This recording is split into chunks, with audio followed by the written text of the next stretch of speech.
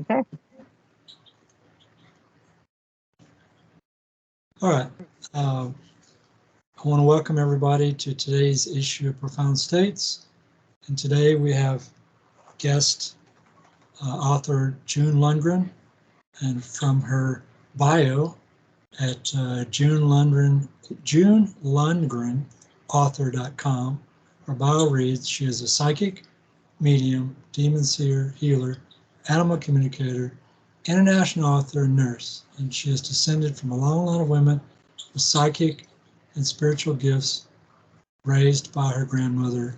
She communicated with spirits, animals, and angels. She is called a demon seer because she can see, hear, communicate, and has the ability to remove and destroy negative entities. She has been helping people with their paranormal problems, animal issues most of her life. So one question I should have asked you before we started, but I'll ask you now on the show anyway, is how did your foray with Facebook go? Did you ever get a hold of them? Did they fix your page? I had what they ended up doing was, like suspending the Facebook page. But I have a friend in Ireland who is an IT tech, and she's working right now to restore my page. She's already gotten a hold of Facebook. Well, okay, so their texts are not my experience with them. I shouldn't denigrate anybody, but my personal experience with Facebook is that their texts are it's not so much that their texts are terrible, it's more like their business is geared towards not giving you tech support. And their texts are not, there's no phone number, there's no, they will stop your page if you email them and say, take me off Facebook, they will remove you. Yeah. But short of that, there's not a lot else you can do. Now, what I've been told is, how did your page, how did you know the page was hacked? What did it look like? My email address changed, and I couldn't get in using my password. So that was the first indication. Some sort of a Gmail on there that doesn't exist.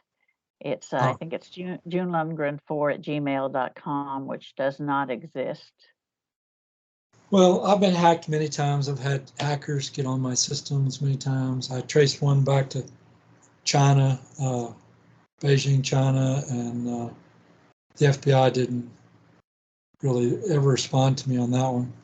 But they don't have time to do all this stuff. Anyway, the only thing I could say to you that I know you could do for certain, short of having your IT friend help you, is to create another Facebook page identical to the first one, give it all the right information, and remove your first one, and use a different email. You have to use a different email address, because if you try to use the same email address, it won't work. Right. So you have to create a new one with a Gmail, some account you haven't used, and then have them remove the first one, and that's it. And that's no guarantee it's not going to hack you again.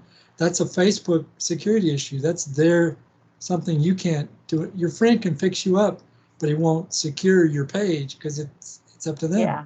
Well, what she's doing is pushing the hacker out. How do you? I'd like to talk to her. See, is it a female or a guy? It's a female. Okay. How did she tell you how she was pushing the hacker out?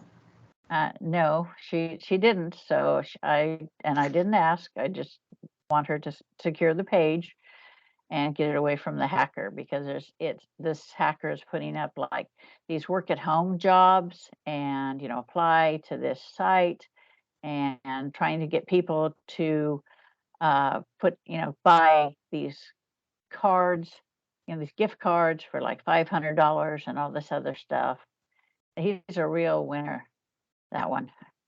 Well, he's probably somebody out of China or some other country that's so poor that they can't feed themselves.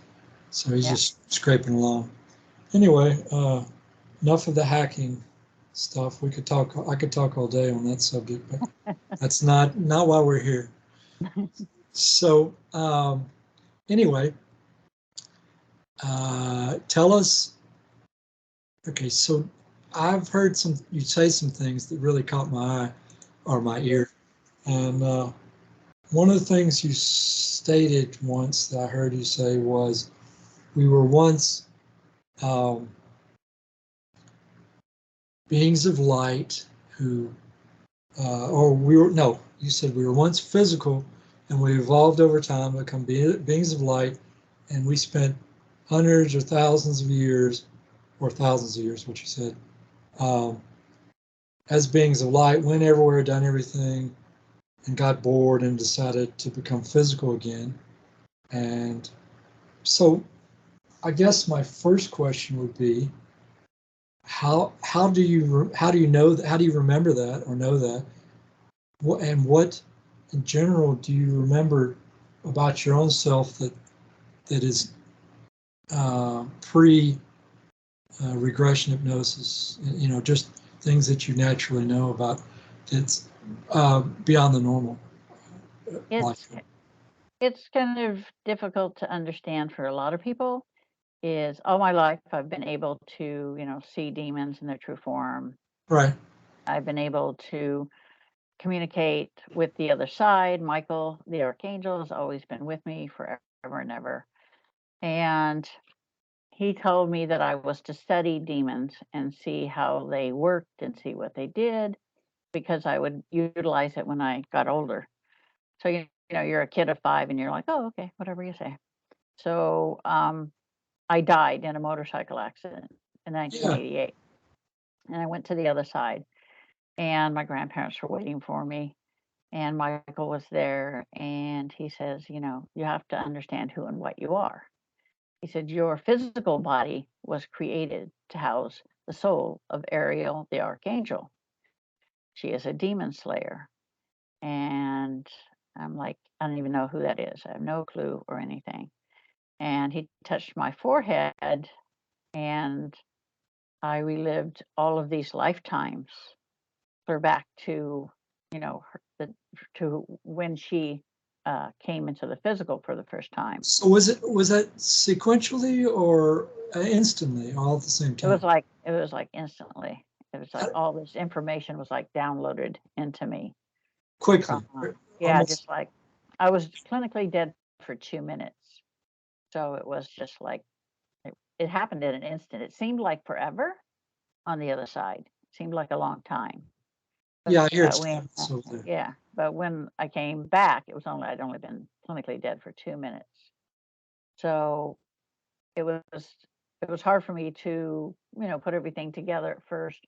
But Michael said that I needed to be able to uh, integrate with the soul consciousness because a the soul has a separate consciousness from the physical consciousness.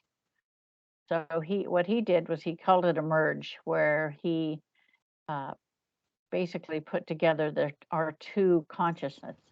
So I can see what she sees and hear what she hears. I have her memories from way before when we were on the other planet, before we became pure energy. I have all of that information within me. So it's just a matter of accessing it. So when you got all of your past lives simultaneously, did you when did you pick up her consciousness or Ariel's? Ariel's, is that male or female? She's a female.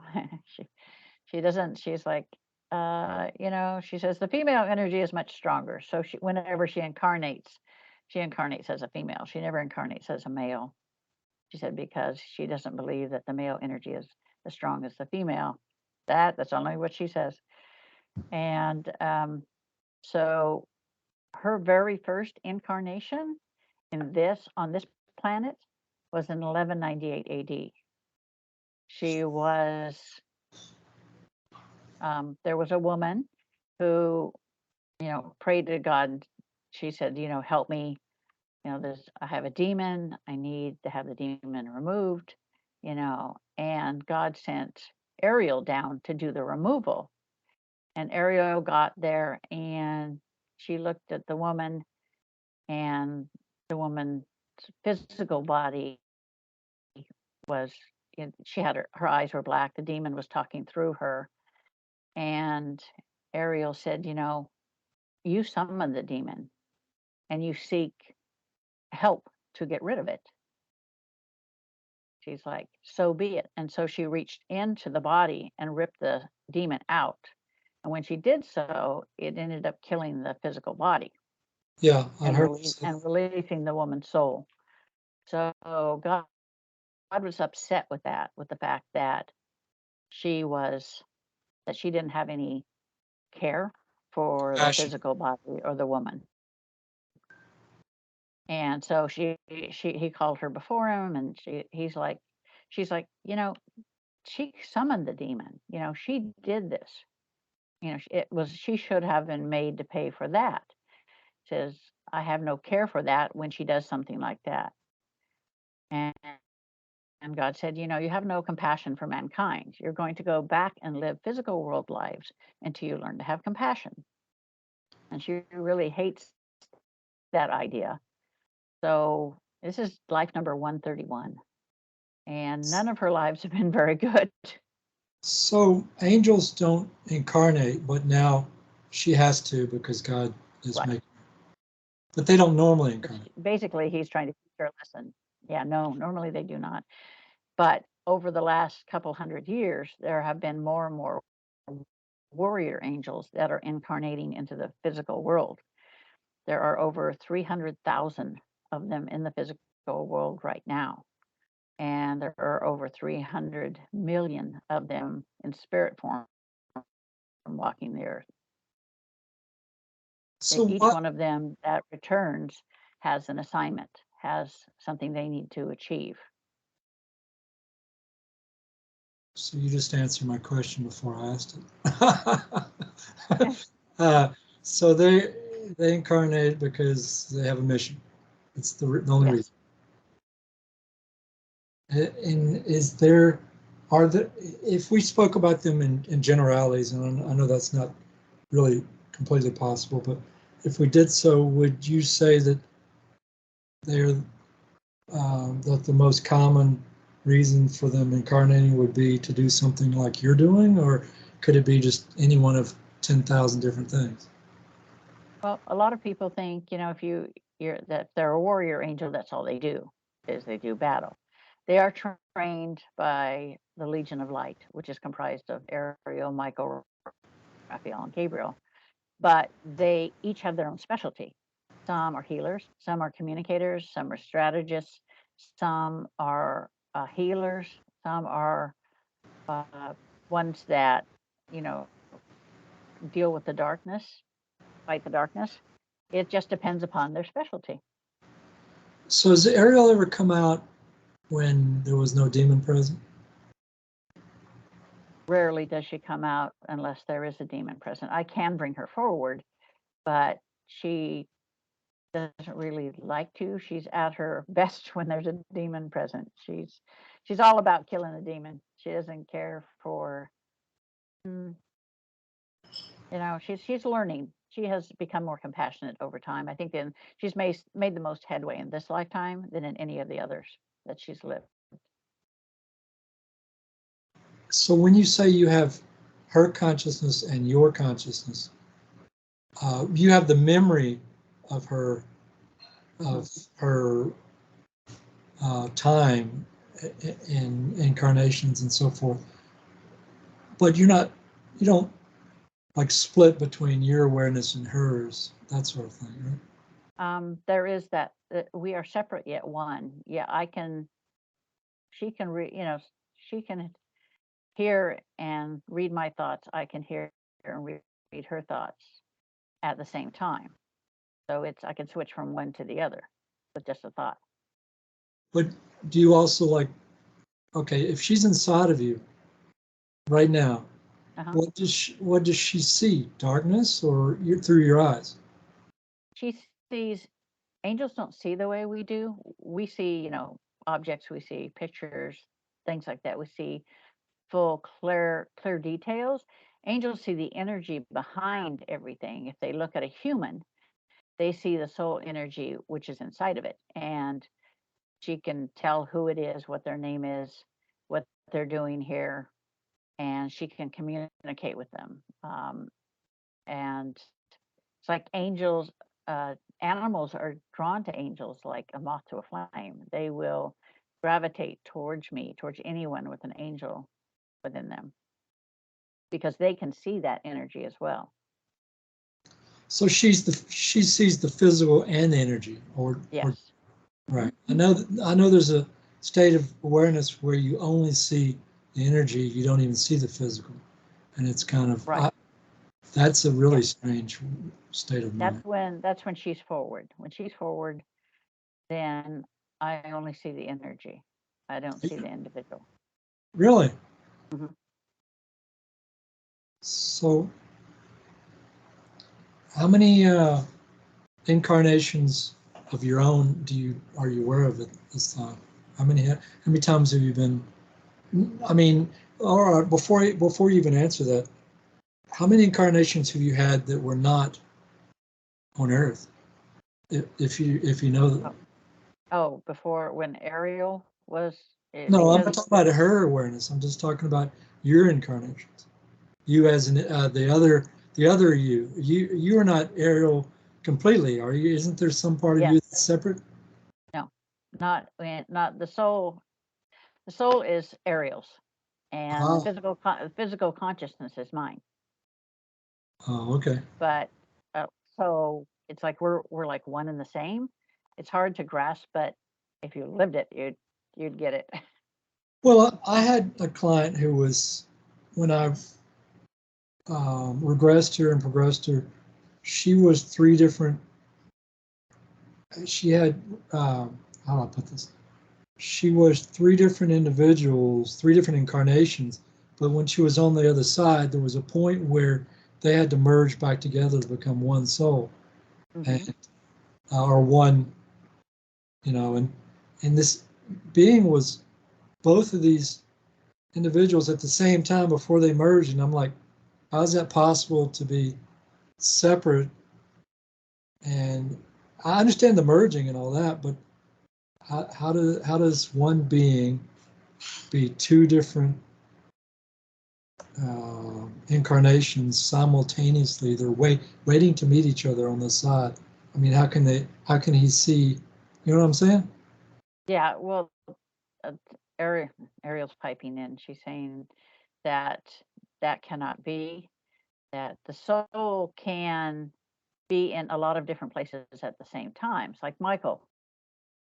People say, well, I pray for Michael, or Michael came and talked to me, or whatever. And because on the other side, you can be in 1,000 places at the same time. Your consciousness can, your awareness. But to be in two or three different physical bodies at the same time, Well, it's this it's wasn't. Okay, let me back up a minute. All of these three incarnations had gone to the other side. So when I say oh yeah. the being was in different beings at the same time, seeing from the different perspectives simultaneously, it's while they were on the other side, not Oh, this side. okay, yeah, yeah. It happens because you can, like, 131 lifetimes that she's lived. She knows what happened in each and every one of those lifetimes. She has infinite memory of it, and so she knows the people, the places. She can. She knows everything about those lifetimes. It's all stored in her soul memory, her soul consciousness. So she's not really in you. It's more like you are her, but you're just a physical representation of her. Yeah, yeah. Basically, when she comes forward, when she's within me and she comes forward, then people say, that I have wings coming out of my shoulders, my eyes turn white, my voice and face changes. And so those are the physical manifestations of her coming forward. But I would say out of 100%, she's with me. She used to be with me like about 60% of the time. Now she's like with me for like 98% of the time. She's What do you mean with you? With you? she's with inside me, inside my mind, and inside my body about at 98% of the time. Used to be she would spend a lot more time on the other side in the other realm of existence and only come back occasionally, to make sure everything's going the right way. Well, okay. So if she's got to be here for her growth through you, Mhm. I don't see how she can be over there hanging out if she's supposed to learn through your trials and tribulations over here. You kind of get my drift. Yeah, well, it's like she can be in two places at the same time. Oh She can yeah, be, I over see what there, you're she can saying. be here. Yeah, I see what you're saying. She's not over there and yeah, not experiencing you. She's doing both. right, right. I get it. I get it. Okay. I, Sometimes these concepts are not easy to wrap your mind around. Yeah, they're not easy to grasp. That's why it's like when you go to the other side, and I died and went to the other side. The human brain can only take in so much and try to make sense out of so much of it. So what we experience on the other side, before, if we intend to come back, is, you know it'll show up in the way our brain can interpret it,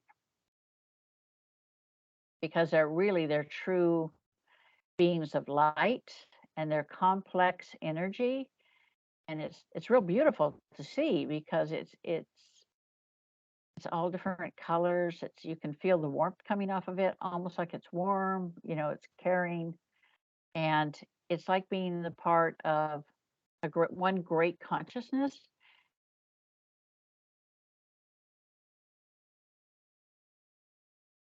It's like everybody's murmuring, and you can pick out if you think of one person, you can hear their voice. Or if God comes through like he did then, or Michael, then you hear their voice. But it's like, I don't know, Star Trek, where the Borg have collective consciousness. It's Right. kind of like that. It's kind of like that. You can hear everybody if you choose to, or you can just hear them as like background noise. Well, I've heard multiple people say that when they died and went to heaven, they would meet somebody over there who's still alive, but Mhm. the being that they met over there, even though it's the same person, same uh, soul, it was a much more perfect, larger construct than the human over here, than the person they knew over that they know is Right, still alive over here. So, right. having said that, I'm curious if, let's say, Ariel was not inside of you. Okay, she was not having an incarnation, but Right. yet she came and stood on the earth and manifested to somebody. Do you know what she would look like as herself on the Hmm. earth if she was going to manifest in the physical Yeah. plane? What would she choose? I mean, being she's an angel, she can probably choose any shape she wants, but what would she tend? Do you know what she has a I know, tendency I know exactly what she looks like. to describe her? She's if you were to see her in physical form, she Yeah. would be about 7 foot tall. She has dark reddish hair that's about down to her waist. Her eyes are an ice blue green, and she has a fierce look of a warrior. If you didn't know any better, you would be afraid of her, because she has such control and such fierceness that she looks like she's, going to eat you for dinner. I actually I have a friend in England whose husband died unexpectedly, and she was in the hospital and had surgery, and he was home and he died, to have Ariel bring him to her. And so I sent Ariel to bring her husband to her. And she was woken up by Ariel standing before her.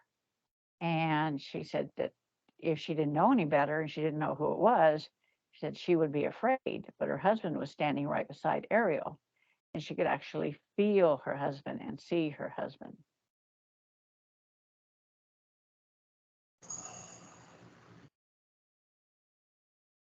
So I guess with being Ariel that you are, that's your true state, you must have a great deal of understanding of what it's like in on the other side compared to, I mean, anybody who's been on the other side, which all of us have been off and on, back and forth, Right. we don't remember. There's very few, I mean, every once in a while you hear about somebody who remembers what it's like on the other side. Not Right. after that, not when they died, but before they were born. Occasionally you hear people like that. So I guess my question is sort of one of those unlimited questions. It's almost impossible to answer, but what's it like on the other side? And okay, so you have heaven and hell, and okay, so there was a question I was going to ask you. You have do you have internet? Do you have a computer in front of you right now, right? Oh yeah, yeah. So if I told you to go to a particular website and look at do you know what Ekankar is? Do you know what that religion is? No. Okay, so there's a religion called Ekankar. I used to be a member, and there's a chart. They had it on the website, but they took it down. But you can still find it if you go to Google and you search for um, Ek worlds of Ek, something like that. And instead of looking at one of the links below it, if you click on pictures, after you put in worlds of Ek, and then click on pictures, and then click and look at those pictures and click on the one you think is the proper one, you'll get an image which shows the physical plane, then the astral plane, and is it like a layered cake? There's a physical plane above that, the astral, and above that it's like the causal, the mental, etheric, and so forth and so on. All these different planes of existence, and those are the planes of duality. And then in the middle of the chart, you have a line, a big thick line, and then above that you have worlds of non-duality, and I don't even remember those.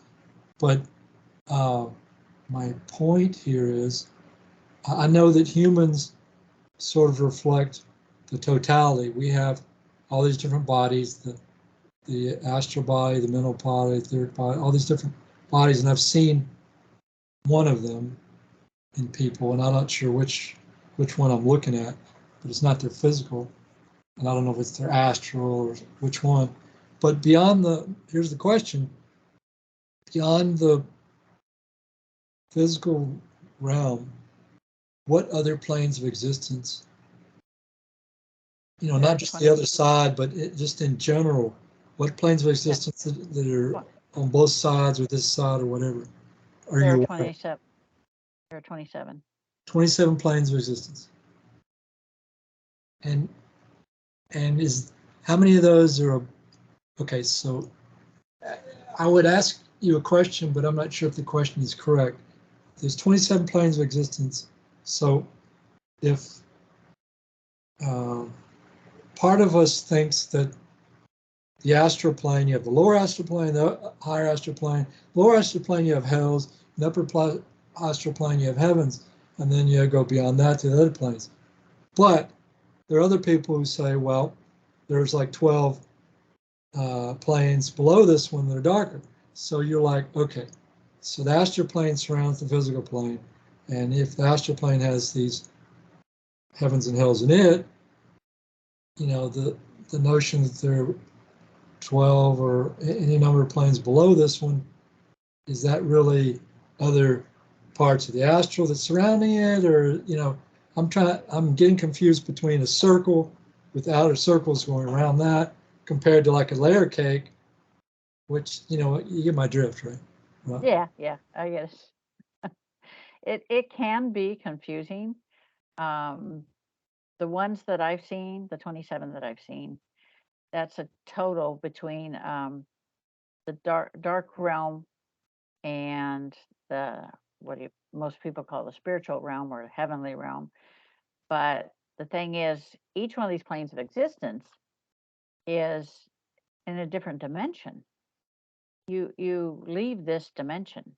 There are, I don't know if you'd I don't know if you'd say there were 27 planes of existence. There are 27 different dimensions which hold existence.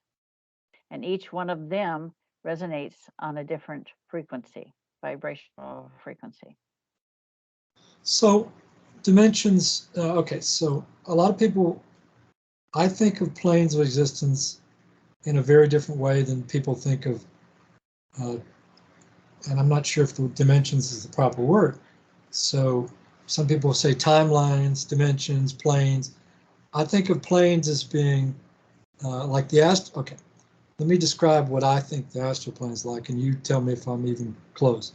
Okay, so to me, the astral plane, at least the level astral plane that's immediately surrounding Earth, my understanding of it is that you have uh, basically, let's say you got out of your body and you're going from where your body is to where your buddy is over on the other side of the planet. Well, you're going through the physical world, but you're also really kind of going through the astral world also, because the astral world is a memory of this world and it's a replication of this world based on your memory, but your memory is not perfect, so the details are not exactly the same, but you can still end up in your buddy's apartment and wake him up and her up, and you're still in the physical, but you've really gone through the astral. So, Right. uh, but that's just the like the very astral that's right around the earth, not Yeah. further out. And Right. then, but dimensions, now you're talking, now if you talk dimensions, I started getting confused between dimensions and timelines or universes. Like with Marvel, you have multiverses. You've got one universe that's doing one where things are Yeah. happening this way, this things are happening in another universe. It could be almost identical universe, but it's a little different, or a lot different. And so that's multiverse, different. There's no multi-universes because universe is supposed to be one, but that was a flawed theory. It's really multiverses, not many universes. So anyway, timeline versus dimension. How confused am I? A timeline is you have an individual timeline, and each person has an individual timeline. You can vary from the timeline. It's like you can be going on the timeline, and then there'll be a Y in the road, so to speak. And you can go to the left, you can go to the right. You can have this outcome, or you can have the other outcome. But eventually, that will bring you back to the original timeline. But you can deviate from it, but you end up back on the real timeline. And some people see it as like, when I see a timeline, I see like one below, one above, and you have to pick which one that you want to travel on. It's up to free will for that. That's why things kind of get screwed up sometimes. Is people It's all about free will. There are certain things that are set in stone. The time we come in, the time we leave, and the method in which we leave. That's it. Everything else is left up to free will. So the timeline can change, and it can change in a moment. All it takes is for you to turn left instead of turning right. Well, I I guess you should be familiar with um, psychedelics, what they do to the human. Oh yeah, yeah. Okay, so I did ayahuasca um, several times, and it opens you up, as you probably already know, it opens you up like a can of worm, like opening up a can.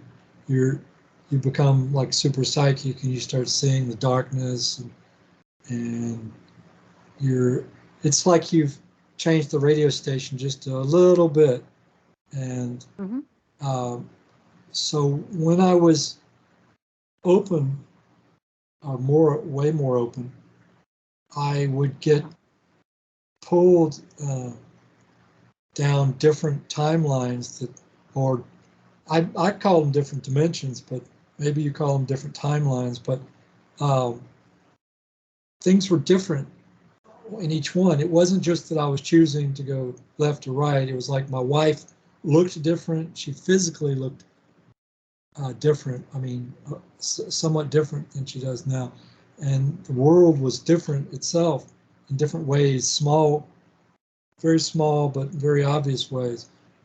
But then, and I kept getting pulled into different ones of those. And eventually I got back to the one that I was probably born into, the correct one. And so I guess those are other Right. timelines. Right.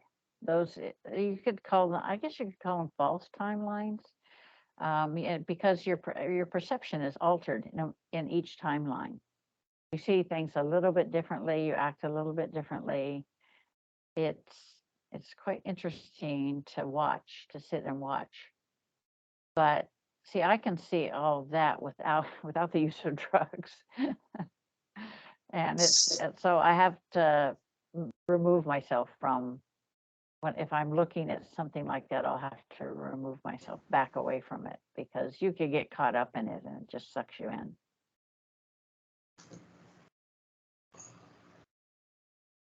So, um, so what's it with the 27 planes of existence? I assume, okay, let's talk God for a second. Uh, Obviously, God is manifesting in all things, but everything is within God, right? Is that accurate or not? Right. Yeah. So even the hells and even the demons are all within the creator, right? Because the creation is great. The creator has to be greater than the creation, correct? Is that accurate or not The accurate? creator is greater, but you have to to understand demons.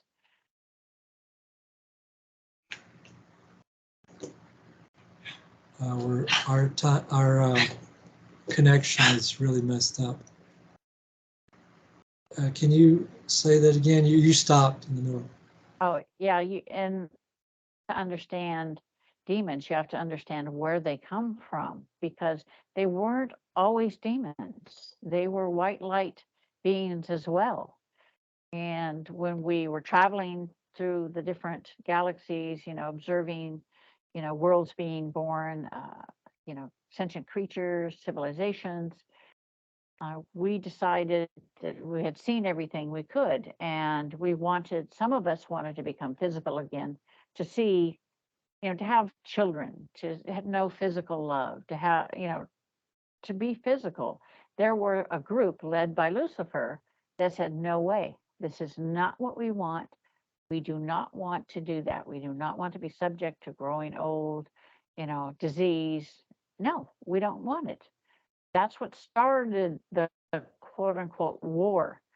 And when it ended, and Lucifer was disarmed by Michael, and Ariel disarmed Lucifer's son.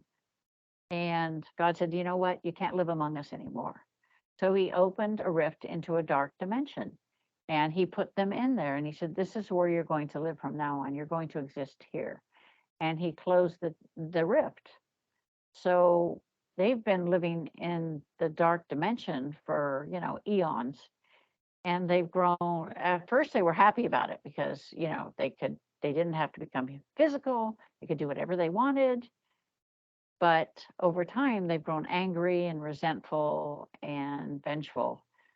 And so that's where you get the heaven and hell situation going on. Like I said, they weren't always negative, and there's still a little bit of light in each one of them. Right. But most of the time, they squish it. So Oh, okay. So there's a author. What is his name? Uh, I can't think of the guy's name. He's the most well-read author in the world outside the United States, science fiction author. And he gets when he was alive, he got visited by beings of light. Arthur. What's that? Was it Arthur Clarke? No, no, no. It was oh, I can't remember his name. It's not important what his name is, but it's not Okay. it's not Clark. It's not a lot of ones. Anyway, there's a lot of movies been made from his books. Anyway, he wrote the book called Valus, uh, Fast, Live, Living. Oh, I can't remember what it stands for. Anyway, when he was alive, he was visited by beings of light in his apartment, and I don't think they were angels or demons. I think they were higher level beings, but not angels or demons. And so, in this plane of existence, there are obviously beings of light which are not physical, nor are they angelic or demonic. Now, uh, I don't know exactly what you call them. I guess it would depend on which plane of existence they come from. Obviously, they come from higher planes than this one. Yeah, a couple of them are the Galactic Federation Council, and the others are the Council of Elders. They Right. are higher. They're higher. Yeah, I've And worked with them from but you're time thinking to about time. members of a council, and I'm thinking of maybe there's probably a whole uh, huge bunch of these creatures that are not on this council. You know what I'm saying? Not on any council. They're just Yeah. existing. Oh yeah. Yeah. And so, Right.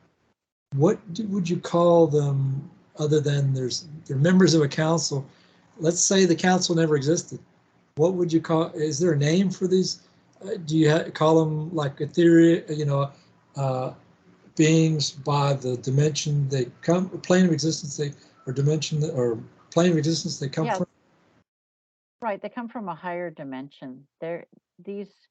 If they weren't, if I didn't call them that, I've been to their dimension. They come from the 27th dimension, Okay, which is the highest dimension, and they can manifest themselves in any dimension that they choose and communicate with anyone that they choose to. right. And they do that from time to time. And that's how one of them, I can't, some of the names that they have are hard to pronounce. So you're having to, you know, get the closest thing that you can from in our language. Horus is one of them. He comes and goes. He visits. And no, he's not the god of the dead. Horus is, he's one of these beings from the 27th dimension. And I've worked with him from time to time. And we talk quite a bit. And he's very knowledgeable, but he's knowledgeable about, quote unquote, our species, but he hasn't a clue as to what it entails to survive in this world because they don't really have to do that in their dimension. It's like totally foreign to them. They're like, why don't you just move on? Don't have to. Like, no, no, no. We have to have a job here. We have to pay our bills, pay our bills. It's hard to explain these full-on conversations. So what does somebody what motivates somebody from a 27th dimension who's a being? That's what we used to be like, right? Right. And he's very curious, very, very curious. That's what brought him here in the first place was curiosity. I mean, he says, that's what I asked him. So, well, what brought you here? And he's like, curious, he says, I've been observing for the last 500 years. I've been observing your planet. I've been observing people, human beings. And I come from time to time and interact with them because each person is different. Each person has a different perspective on things, and and how things have changed in the last 500 years. So he comes back periodically to check things out. So how many civilizations exist within the physical plane that we're in right now? Do you have any broad notion of, is it like an infinite number that's almost unlimited, or is there a number like that's so large that's hard for us to think about? Or how many civilizations are you aware of that exist in this physical plane?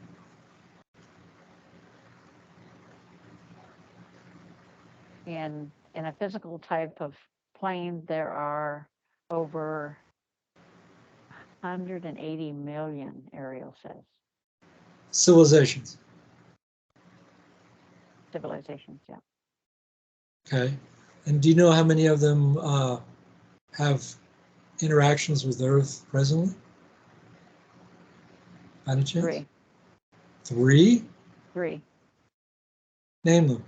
Three from that are physical. Okay. The ones that are not physical, there are, Ariel says it's more like over 1,000 that Oh, are not on this plane of existence. so there's over 1,000 non-physical civilizations interacting with Earth now, but only 3 physical. Right. So that, I guess that would be the Greys, the reptilians, and who? Well, I'm not going to put words in your mouth. Who are the three physical civilizations that are interacting with the Earth right now? There's the reptilians, there's the Greys, and there are the other ones, the small ones, they're kind of bluish in color. So I'm surprised you don't mention like the Pleiadians or any of the other ones that people talk about that come here occasionally.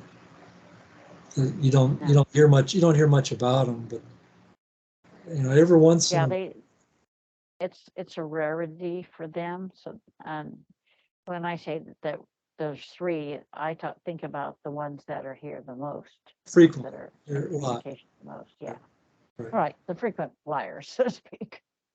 So I've heard rumors that there are many different gray races. When I say gray, I don't mean the color gray. I mean as in, right. Okay, they're insectoid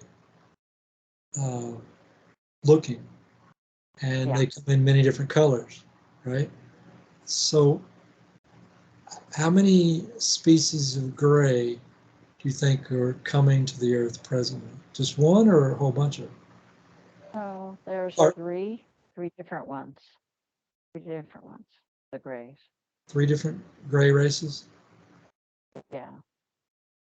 And so is the breeding the only, I've heard, you hear all kinds of rumors that are negative, and you also hear rumors that are very positive about the Greys.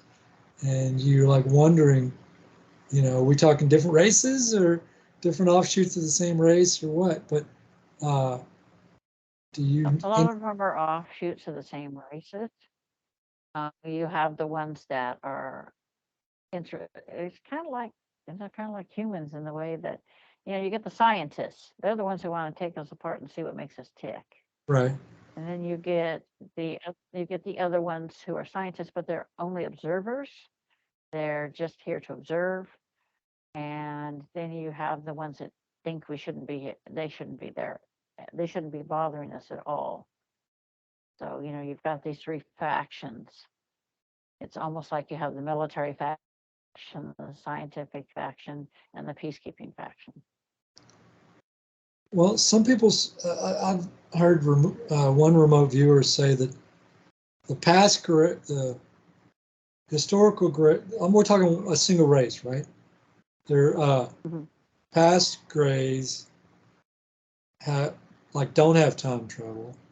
The grays that are around us now do have time travel, and the future grays or even different than the ones that are present now or tend to be present now, but they don't get along with each other, and they have different ideas about the way things should be. And Yeah. 2 out of 3 have time travel abilities, and you're like, well, how did that seems like a very messy construct there, and that's just a single race we're talking about. Yeah. I know. Then, and I think it's funny because the dragons are quite interesting. There are only 10 of them left in existence. But Ariel found them on the outer rim of the third galaxy that she went to. And they kind of look like the Chinese dragons in some way. That's how I perceive them. But they float through space like they would float through air here, but they go in and out of different dimensions. And it's quite interesting. I went to one dimension with them. So are you talking about, when you say the dragons, are you talking about the shapeshifters that we used to be? You know that the humans used to be No, these are different. shapeshifters. These are immortal. Yeah, these are immortal. They've been around longer than any of the races. They were here even before this galaxies were formed. And so they travel through the different dimensions. And like I said, Ariel came across them one time when she was on the outer rim, and she made friends with 2 of them. And one of them's she named Demi, and the other one she named Fred. But they have a lot of knowledge, and they don't interfere with any of the physical civilizations at all. They're more about observing and traveling through the different dimensions and seeing how things are different, how they're changed. And they don't like to deal with the humans or any physical beings. They keep to the other realms of existence. Well, when I was living in Houston, I was learning some healing work. I met a guy who uh, went to China, and he got regressed to one of his past lives, and he said that that humans were once on the earth as dragons, and uh, we were shapeshifters. We shifted between being a dragon and being a human. And I thought, when he first told me this story, I thought he was like just making something up, and he was full of BS. That's the first thing that came to my mind. But then I had him tell me the story, and I was watching his his mannerisms and everything about him while he was speaking. And he was either the best actor I've ever met in my life, or he was telling the truth, which means that we were once shape-shifting dragons. And I uh, more recently was reading a book, and it was talking about us being about the races that were here on Earth before the Lemurians and Atlanteans, supposedly, that this source said there were bird people, and like 4 or 5 other different types of people that were like part human, part animal, that were here on Earth. And then you've got these shape-shifting dragons this guy was talking about. And I was like, it sounds like Earth, if any of this is, even half of this is true, it sounds like before Lemuria was around, there was a lot of prehistory that going way back that sounds very interesting, that nobody knows anything about for the most part. Is any of Yeah, that? there is a lot that's not revealed, and there's a lot that like people don't understand that when the Earth was being formed, there were what I call the ancient demons, and while the Earth was being formed, they were living. They created living spaces in the Earth for themselves, and they rarely came out. They would observe what was going on above on the, on the earth plane in the physical world. And that was it. They would sit and they would watch and they would learn.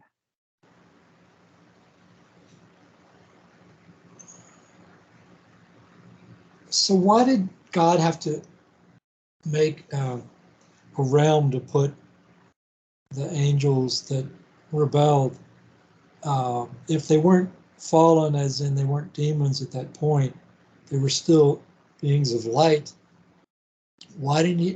Why could they not exist in the same physical plane as us if they weren't dark at that point?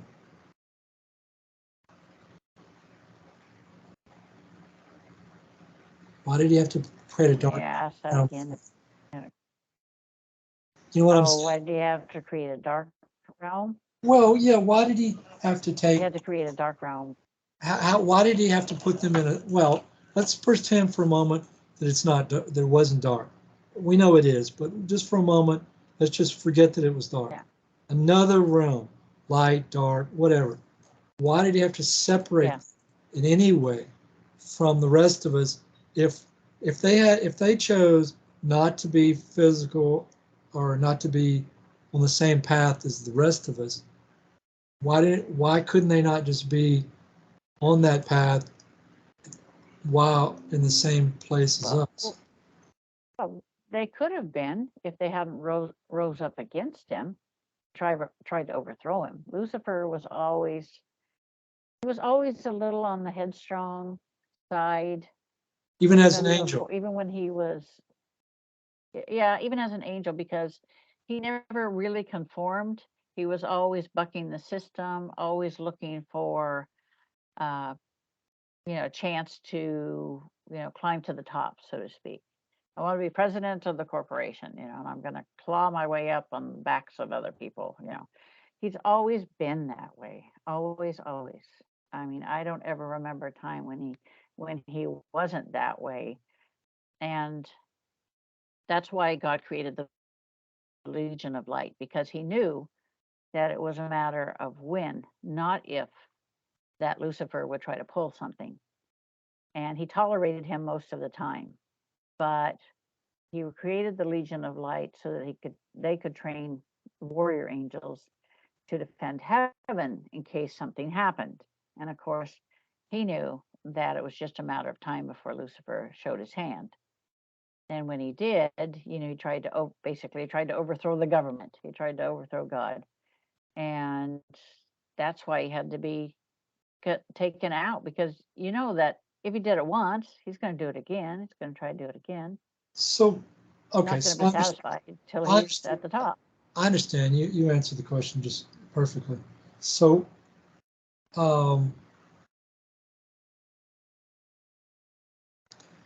when you hear people retell their near-death experience, they've been on the other side, they go to heaven, they experience heaven, this and that. You know, rarely does anybody ever describe meeting God. They describe meeting Archangel Michael or other angels or other humans in heaven. There's all kinds of things, animals, all kinds of things that they describe, but they never describe. First of all, they never describe any aliens in heaven ever. I've never heard anybody mention that. But they They don't also, exist in that realm of existence. well, hold before you get into that answer, they also never describe meeting God directly. And I could answer that. I have. okay, go right When ahead. I What when is I was God when like? I was when I was there, I met him. It's like he's like this huge, brilliant light.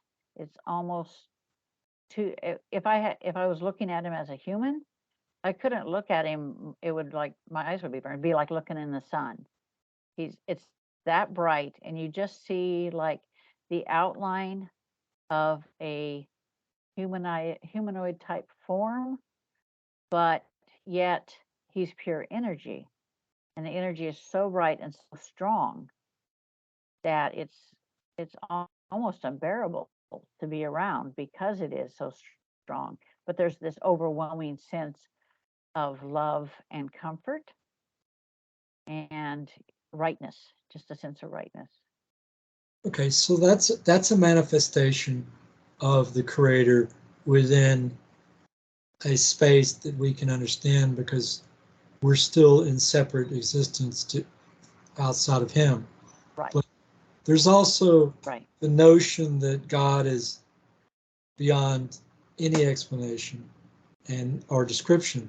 And I think of that aspect of the creator as being that which everything is inside of, even including the hell realms and every plane of existence being inside of him, and him being a larger construct than our minds can wrap around.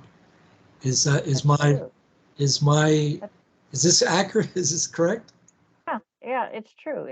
The human mind uh, cannot. It's like matrixing. You're trying to make something. You're trying to make your brain understand what you're seeing, and it grasps only what it knows. And so that's probably why I saw God in that particular way. Although every time I've seen him since, it's been the same way. But that's, like I said, because my physical brain can't make sense of the the complexity of the energy that he is created from or existing in, whichever. So if there's 27 planes of existence, uh, have you been to the 27th plane yourself? Yes, yes. And what's that plane like?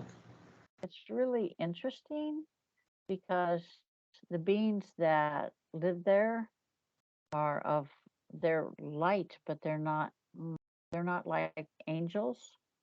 They're like balls of energy in a in a kind of an oval shape, but they communicate what we would call telepathically, and everything there is energy of different forms. It's beautiful.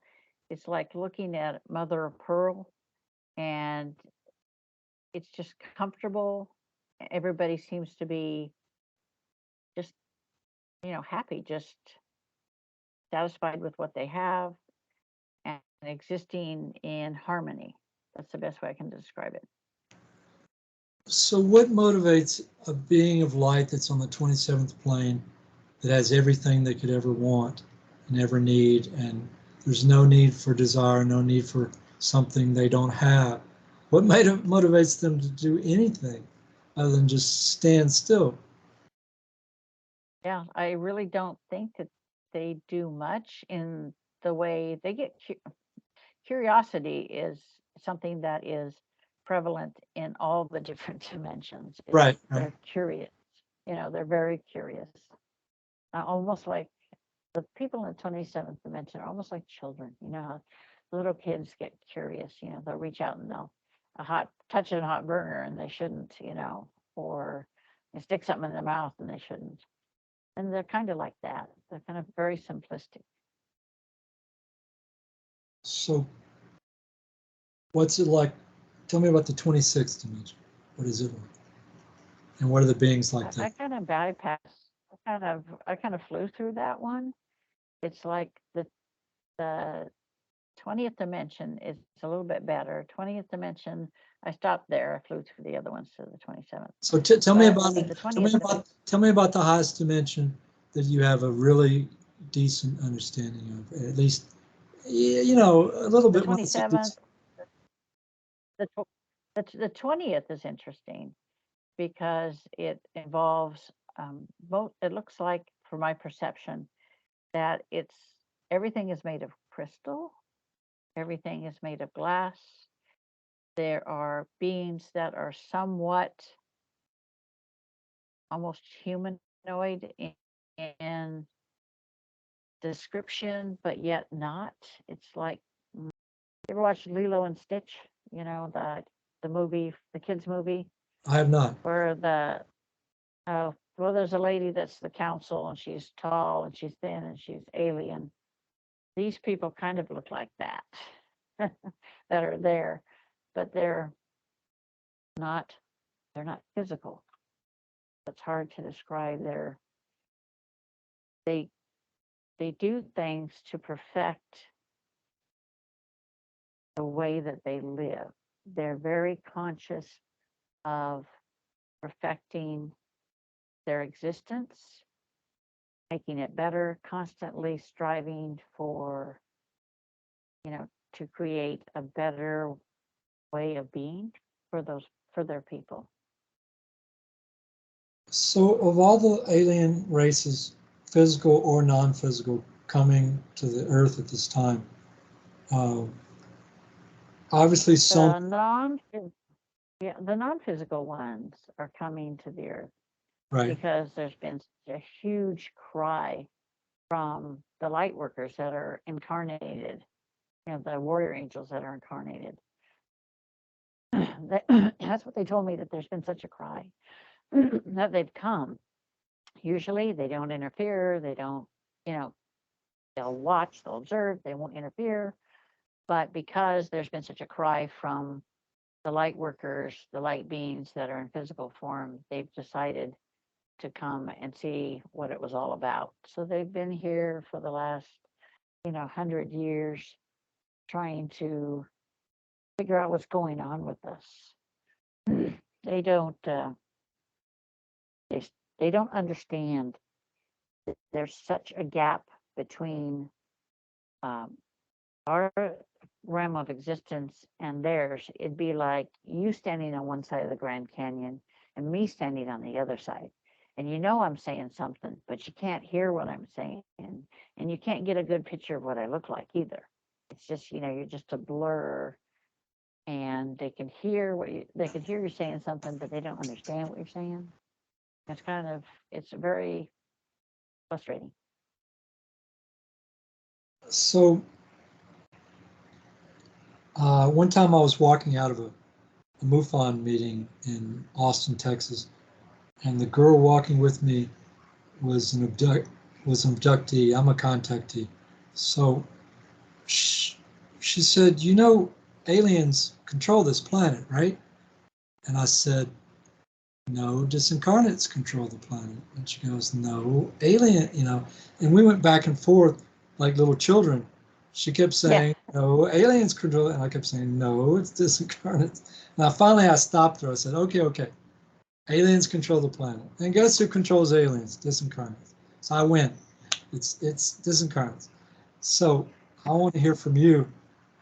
Who controls Earth at this time? From that point. Who do you think, who do you feel uh, controls the planet more than anybody else? If maybe there's not a group that's controlling the planet, maybe that's just conspiracy theory and you don't believe any of it. So what I want to put words in your mouth. Who do you believe controls the planet? Um, right now, there's a tug of war between the light and the dark. And for a long time, the dark controlled the planet. But the light is the spiritual warfare that's going on is not just affecting, the other side. It also affects the physical world. And for a long time, the dark ones controlled the world. But, and there are, I know I'm going to get zapped for this, but there are quote unquote space demons. There are negatives from other worlds, other Sure, dimensions sure. that are coming in and causing more and more problems. They have no respect or care for what I would call the local demons. They would just as soon kill them as look at them. And the local demons don't like that, obviously. So we've had to do some dealings with the space demons, which are a pain in the butt. But it's doable. You can defeat them, you can kill them. You just have to know how to do it. Well, let me give you a scenario, a real short scenario, and you can tell me how you react to it. So, as a hypnotherapist, when I was a hypnotherapist in the city of Houston, I had young lady come to me. She was used as a breeder for the Greys. Now, she determined that she was had bred 55 offspring. She had 72 encounters, 24 implantations, 24 checkups, and 24 removals, 48 abductions, 72 total encounters. The checkups were non-abduction, and so there's 24 where they just came and checked her out. So, but before at the age of 9, the Greys came and gave her an injection um, so that it would speed up her hormone or her maturation, so that she would be able to hold children at a much younger age than would be normal. So before they gave her that injection at the age of 9, at that same age, uh, she said, before she ever met the Greys, before they abducted her, same age of 9, she was in a room, and these 3, she called them astral demons. She said they manifested in the room, they just appeared, and they moved at her like they were going to attack her or kill her or whatever. And she said this invisible barrier was between her and the astral demons. Now, logically knowing the rest of the story, you have to logically assume that the invisible barrier was created by the Greys, because they knew that she was going to be their breeder, and they stopped the astral demons from attacking her, killing her, or doing whatever they're going to do to her, because she was going to be their breeder. So in this case, you have a fight between an alien race that's very powerful and a set of beings that come from the astral plane that are very dark. And it looks like in this case, the Greys were the more powerful of the 2 factions. So now that you understand all that, how does that tell me something that gives me some idea that's anywhere in those lines of reasoning where I've had, I was walking through a park one time, and I had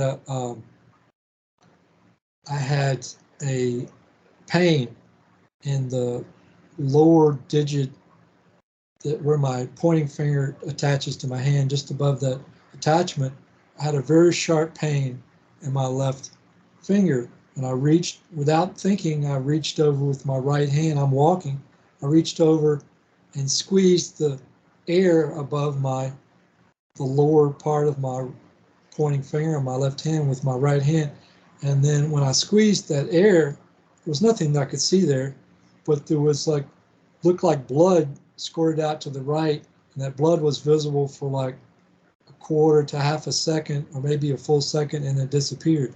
So this was basically what I call an astral bug that bit me. And uh, I went to an Iranian doctor, and put on, he had some glasses on, and he had specs. He pulled his glasses down above his eyes and then dropped the magnifying specs down over his glasses. And he looked at my finger and said, "Yes, you have 2 puncture wounds on your hand. Something punctured your hand." So he uh, confirmed that this astral bug, or whatever it was, bit me. And then so you have these things like skinwalkers who are physical, yet they go over to the astral plane. People say, well, skinwalker is cursed to walk the earth forever because of the black magic, but that's not true. They're cursed to walk the astral plane forever, not the physical plane, but they can come here. And then, and there's other like creatures like Sasquatch, Bigfoot, that are not locked to this dimension, who can move around between different dimensions. They can be physical one minute and gone to another dimension the next. So you have all these different beings that can come and go from the astral plane, and they're not always in harmony with other beings that want to do things here, like the Greys. So tell me something uh, wise that covers some of that area. Yeah, there are warring factions. You're going to find that in any plane of existence, unfortunately. That when you reach the 20th, uh, not there aren't any, but the lower ones are definitely are. I have no idea why they're fighting, because I don't even want to stop there to find out. I just know that this is what happens in those other realm of existence, that there are many other beings that fight for supremacy, fight for the right to live where they live. Yeah, the human word, live where they live. And there is a big there's a big push to invade other realms of existence. So, um, you mentioned three physical races coming here: Greys, reptilians, and what was the third one? The little blue guys. Or little blue guys. That's right. Oh, So, are yeah. reptilians the reptilians that people normally talk about? Are they fourth or fifth dimensional creatures, or are they from the physical? Or are they native to the physical plane? Yeah, no, they're a dimensional creature. They're from the sixth dimension. Sixth. Okay. So, Yeah, uh, they can move within our dimension if they choose to. but they're native to the sixth dimension. Correct? That's what you Right, said. right. Okay. Yes. So what is different about the fifth dimension and what is the fourth dimension? Is that tell me about the fourth and fifth dimensions and sixth dimension, those three dimensions. What's unique about each of those that's not here that you won't find on the physical plane? Fifth dimension is made out of, it looks like it's made out of all, it's like amber color. It almost looks like it's made out of amber. Just the whole plane of existence is an amber color. It's What is very amber? What other color busy. is amber? The being What is amber? What color is that? What like kind of color? amber, uh, it's kind of a yellowish color. Yeah, like Yellowish. topaz, like yellow topaz. Okay, Only okay. only Go ahead. much deeper. Yeah. Go ahead. Go ahead. Okay.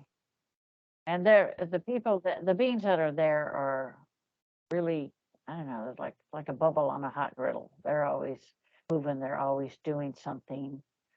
Uh, the fourth and third dimension are kind of closely related. They're like, the only thing I can tell you what I see is like castles made out of glass, like conveyances that don't have rails, that don't have wheels, that don't have engines. They Talking just kind fourth of or fifth? move. I don't know. Talking fourth or fifth right now? Yeah, You talking fourth dimension or fifth dimension? they're in the third and fourth dimension.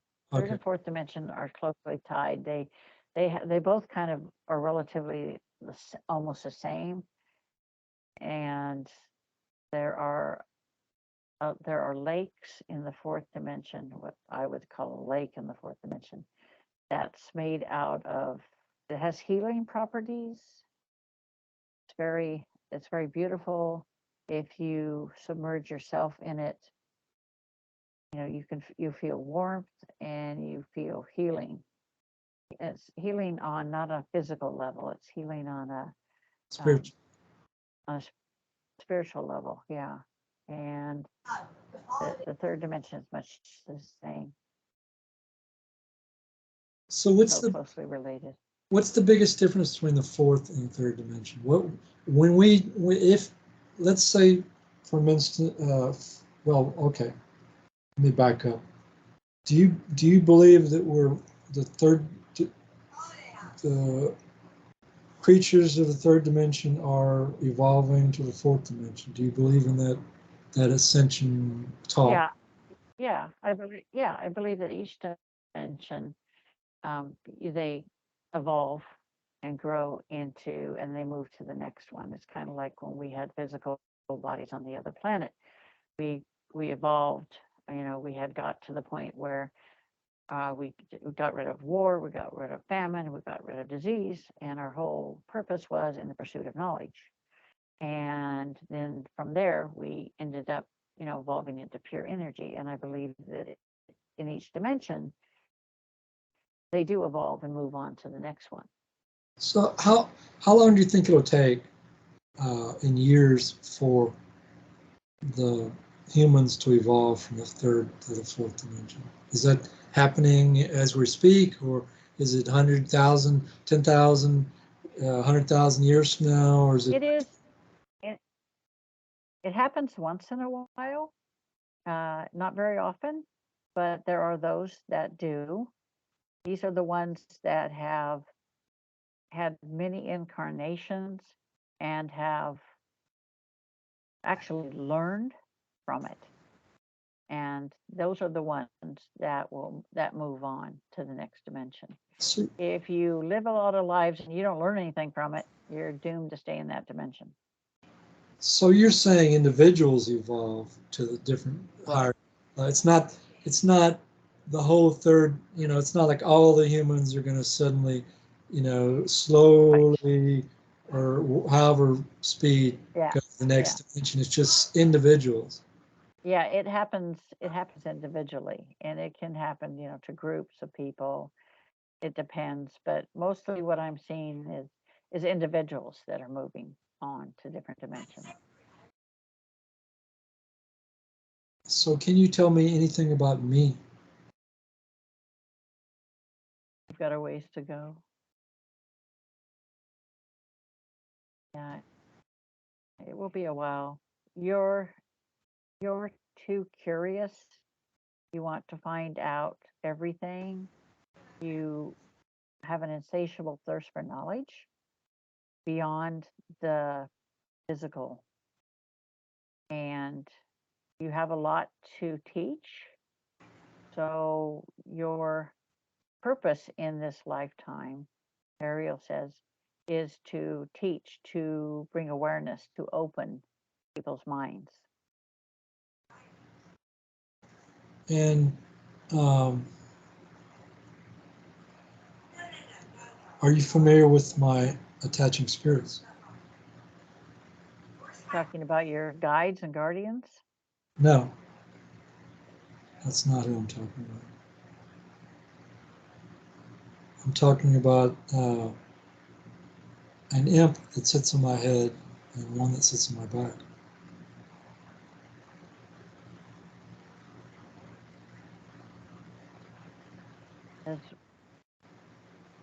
It's almost like what I can see is there's one, if you opened up the brain, you can see it's a, what a trapdoor spider is? No. A trapdoor spider is a spider that builds a web, and it builds a little pocket in the center that is both has a trapdoor in it, and it sits below in that door, under that door, and when something flies in and lands on the web, it knows exactly where it is, and it pops up out of the trapdoor, and it takes, it eats dinner. So these things can go into your brain, and they can basically they pull the brain matter in over them like a trapdoor spider.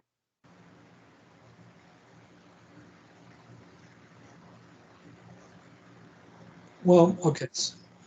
So I've done 31 interviews where I was the person being interviewed, and what I tell people is that I tell them about my attaching spirits and all this stuff, and I was talking to one guy. This had nothing to do with the interviews, but I was talking to a fellow, probably over LinkedIn, and I asked him, do you think I can get rid of these attaching spirits at this time? And he said, no. And I said, why not? And he said, well, because you want to have a show. And of course, I knew exactly what he was talking about. I want to, I guess, to be honest, I want people to. One time I had my wife put her hand on my head, one of her hands, and she could feel the energy of the being vibrating on the top of my head. And so I knew that since she could feel the being sitting there, I knew that other people would be able to also. And so I figured one day I could be sitting in a chair in front of an audience and, giving them my knowledge. And I would just ask them, how many of you want to know that um, that attaching spirits are real and that demons are real? How many of you want to know that now? And if they raise their hand, I'd say, well, you could stand on the side of the, where you walk up and down the aisle next to the chairs, and come up, and one at a time you can stand behind me and put your arm past me, and I will put your hand on my head, and you can see if you feel the energy of this being on me. And it would all be recorded Mm-hmm. on video and put on YouTube, and that this would happen over and over. And eventually, uh, if some of these people reacted to feeling, you know, like after they all went back and sat down, I would say, how many of you felt something? If you felt something when you put your hand on my head, raise your hand. See how many of them raised their hands. And, it'd all be recorded. And at some point in time, after doing that enough times, mankind would snap to the fact that attaching spirits are not a mental construct or a philosophy, but a fact. And Right. then this would start mankind's movement towards proving that attaching spirits are real, and then figuring out how to remove them in a systematic way, not just people like yourself who are rarities removing them, but Yeah. having it as a systematic part of society where everybody gets tested and gets them removed as a normal course of life. Right. But And mankind, good luck on that one, because it's like they can have one attached to them and not even have a clue. well, that's the way it is for most people who have attachment. Yeah. They Yeah. don't They have don't the have a slightest clue. clue. No. So, It's like they don't want to know. It's like they bury their head in the sand. They don't want to know until it gets so bad that they have to acknowledge it. well, let me ask you another question: can Ariel or any creature, human or, I mean, I've been told this can be done, but I'm just curious to get your answer. Uh, can somebody who has attaching spirits who doesn't believe they have any problem, can those attaching spirits be removed without the person's cooperation or knowledge of the Yeah, removal at all? sure. I do it all the time. So, so you have to be physically in their presence? You get somebody, you get no. Somebody can send me a picture, and I can do it. It's I've had people contact me. My son. I think my son has a demon attached to him, or I think he has a earthbound spirit attached to him. And I don't know what to do. He doesn't think there's anything wrong. So I said, and I tell him, just send me a picture. They send me a picture, and I do the removal, and they're none the wiser, but yet the change in them is noticeable. So you don't think that my dream can come true No, because the world is not going to allow man, it? man just don't want to know. Yeah, man's not ready for it. To you And say our humanity. lives, the problem is we're so busy trying to survive that anything outside of that, people don't want to deal with, don't want to know about. until it comes up and slaps them in the face.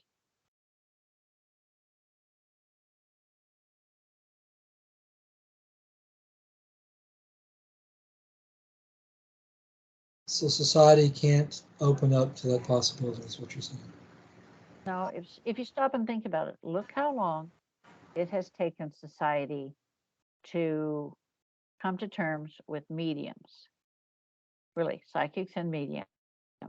Back in the days of Harry Houdini, they were ostracized, they were, charlatans, they were fake. It was a derogatory term. It's only now lately that people with gifts have been seen as something positive. Well, it's been, you're talking about from the dark ages to the Yeah, present. I mean, what is that, couple hundred years? yeah, So you're saying it couldn't happen in my lifetime. I'm 61, and I probably won't live more than 20 more years. yeah. No, I really do not see it happening in your lifetime or mine. I'll be 64, so yeah. So I know I'm living until 93, so I got another 30 years or so. so you think I should just have them removed? It's entirely up to you. I mean, if you if you stop and think about it, if you even convert one person or wake up, if you have to make the decision, if I help one person wake up or I help 10 people wake up, is it worth it? Have I done what I need to do?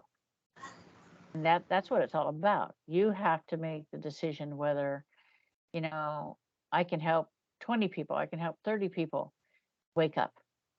You know, it's is it worth it? You have to make that decision. Well, my attaching spirits really are a very difficult construct to live with, and so what?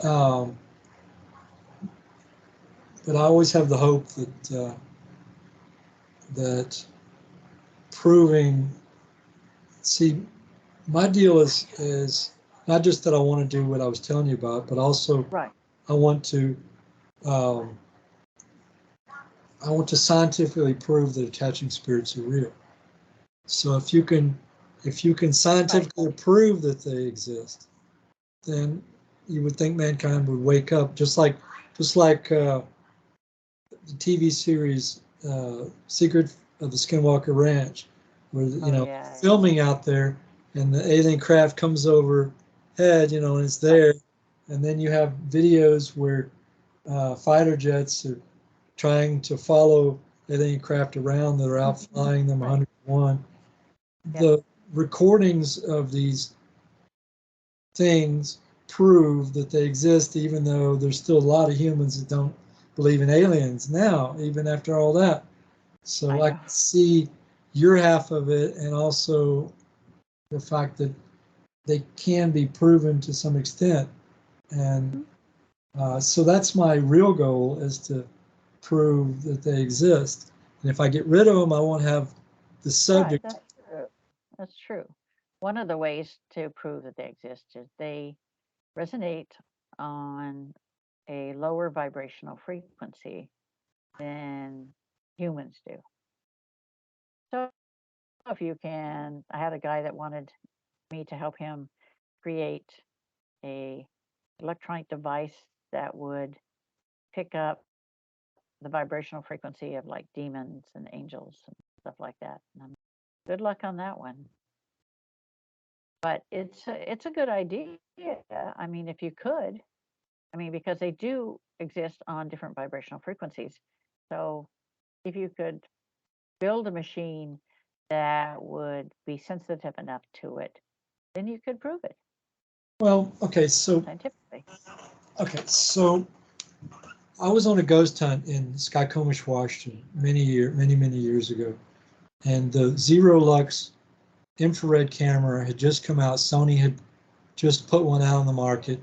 It's infrared, and Right.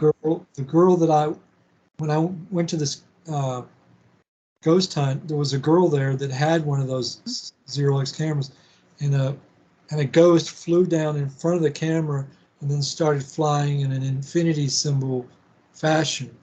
And Uh-huh. you could see it, and bugs don't fly like that. And you could just look at this video and know that ghosts are real. But the interesting part of the story is that I was working at Microsoft, their head corporate center, and we started talking about ghosts one day, and these guys didn't believe me when I said ghosts are real. And I said, well, let me go get my videotape and I'll show you. So I went home, got the videotape, and took it to work, and we stuck it in the machine and played it on one of the very first large flat screen TVs ever put out. And that part where the ghost is flying an infinity symbol was no longer on that videotape. It had disappeared. Interesting.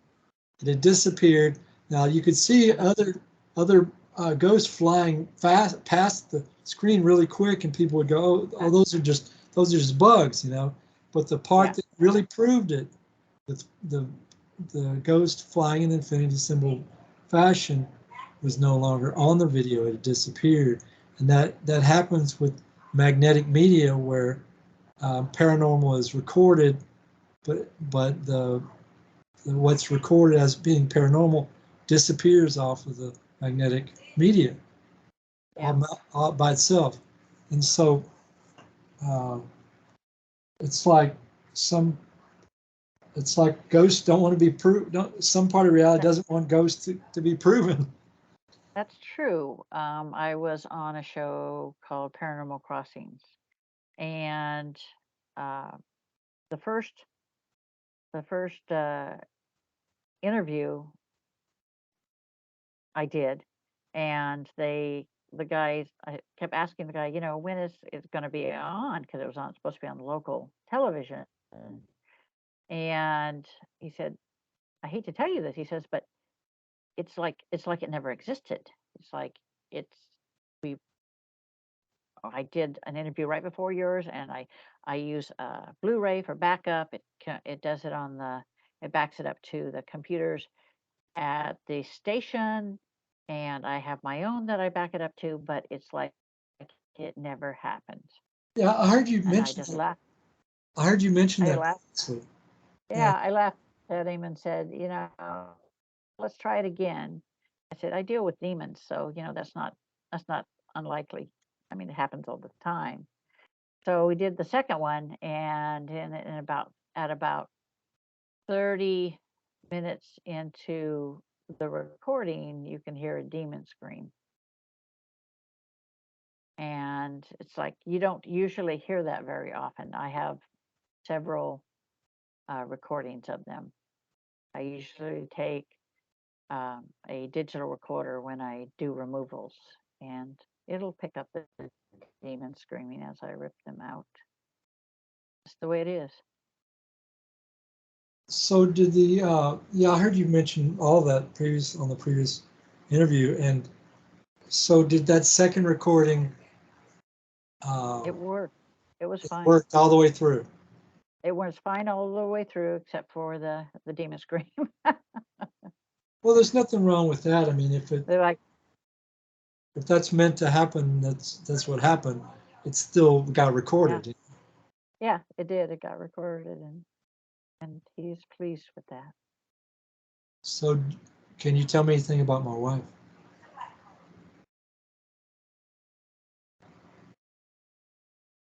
She's She does. She has a warrior angel within her. She has the soul of a warrior angel. So on her 14th birthday, she played with a Ouija board, and um, all day long, like it was nothing. And one time I had her in a trance, 20, 30 years ago, and when I first met her, and at least 25 years ago. And there was a voice talking through her, and Um, I said, is this the conscious mind? It said, no. I said, is this the higher self? It said, no. I said, is this the uh, subconscious mind? It said, no. I said, who are you? No answer. I said, how many of there are you? It said, we are legion.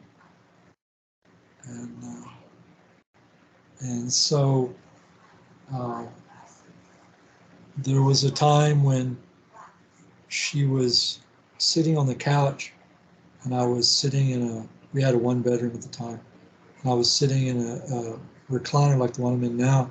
I was sitting behind my computer. I was working on my computer.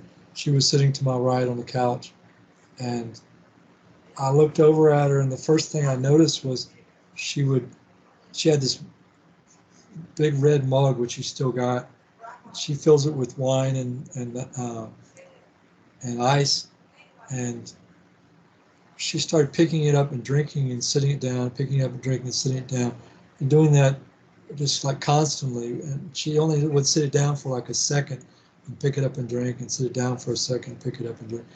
And that's the first thing I noticed that was odd about what she was doing. And the next thing, her eyes turned all black, and Black, then yeah. turned all red, and then they rolled up into the top of her head, turned all white, and it started repeating over and over. And then she started saying really dark stuff. And then she got up, stood up, and turned to the right and went to take a step. I don't remember if she took one step or not, but she stood there frozen, and I sat there waiting for the longest period of time. It was like, I don't know, it was 15 minutes, 20 minutes, 30 minutes. It was a very long time. I just stood there or sat there and watched her totally, absolutely frozen and not moving.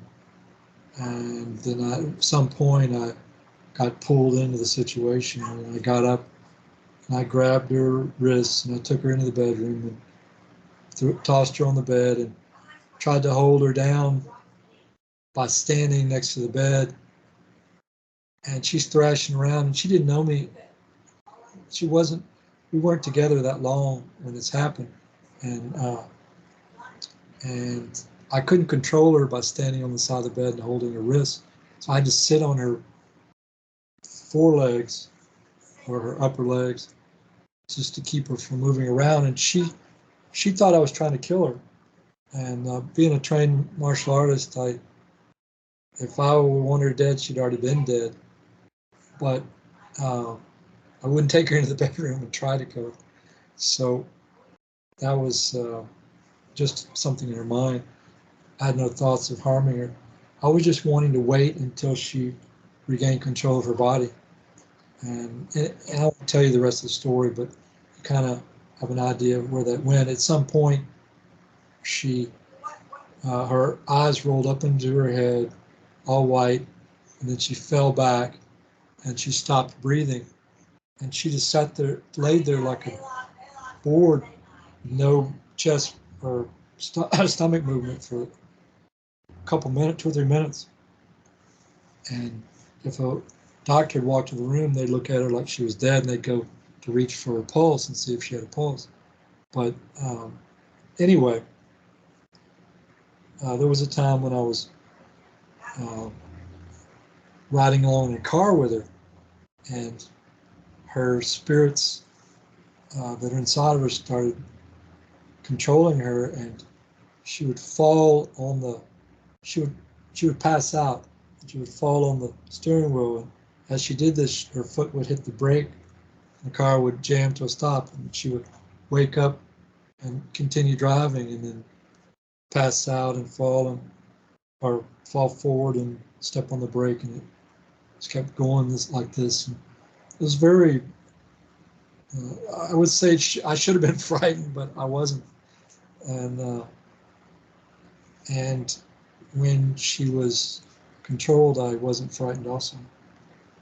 And anyway, the trials and tribulations of myself.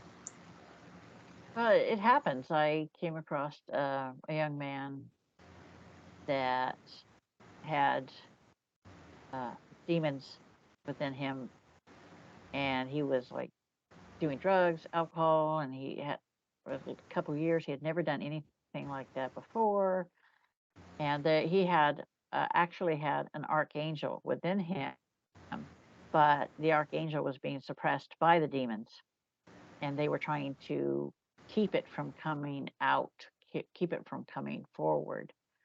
And once I removed the demons, then the archangel came forward, and he's been fine ever since. Never had another drink, never had any drugs, nothing. That was like 4 years ago. They try to suppress the warrior angels, and if there's an archangel that's attached to the body, they'll try to suppress that as well to keep them from coming forward. So That happens a lot. how can demons be more powerful than archangels? That I don't understand. I thought the archangels were more powerful than the demons.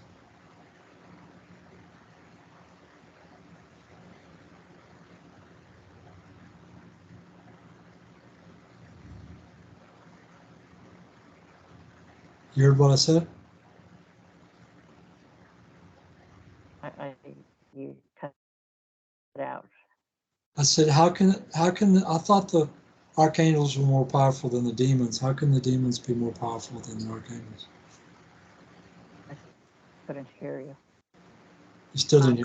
They can get within the body. If the Yeah. archangels is not within the physical body, then it can't suppress it.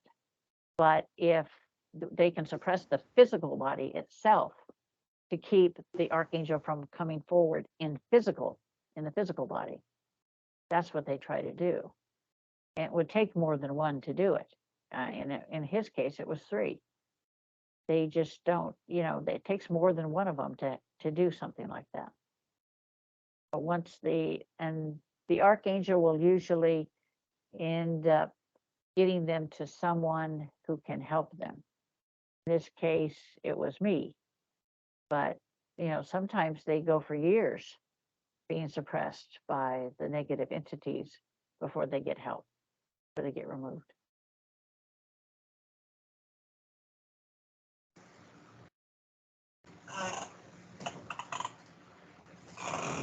Can I help you with something?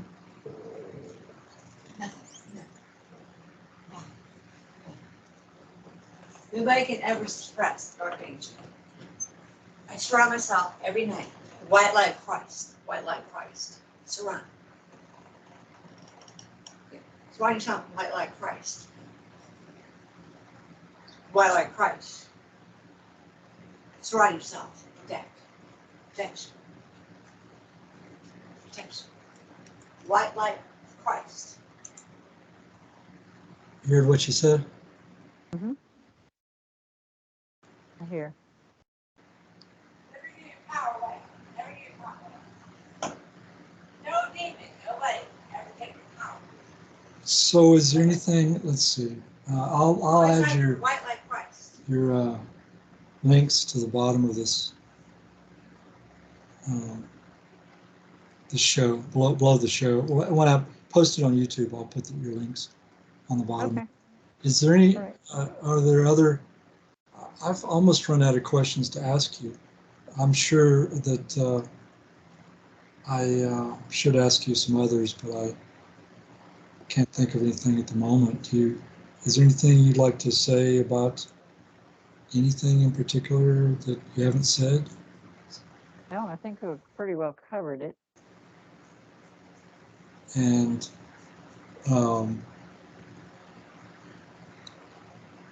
so let's see if I've got it. I had it up on the other page, or my other screen. Let me grab there we go. So you're at mysticconnections.org, correct? Yeah. And you're also at JuneLundgrenAuthor.com. And Yeah. what's And eventually you'll be back on your Facebook page, correct? Yeah, yeah, eventually. I'll let you know when I do, yeah. Well, if you need any, if you have any questions about technology, that's my area. So I'll be glad to assist you with anything along those lines. If I decide I want to get rid of my attaching spirits, instead of proving they exist, I'll let you know. And I don't know what to tell. Okay, sure. Don't know what to tell you about my wife, other than I should send you a If she picture. wants help, yeah, send me a picture. She doesn't want help. She doesn't believe she has a problem. Oh, that's the demon talking. So that's nothing new. All right, Yeah. well, I'll do that. So, what do you charge very much for your work? I don't charge anything. It's God's work. Okay. All right. Well, if you need anything from me, I'll be happy to assist you without any charges of any kind. Also, as much as I'm able. All right. You take care of yourself, okay? Send me Let that me picture. let me stop the recording before we drop this, because that will screw up the whole Okay. recording if I don't Okay. stop the recording first. I always got to remember to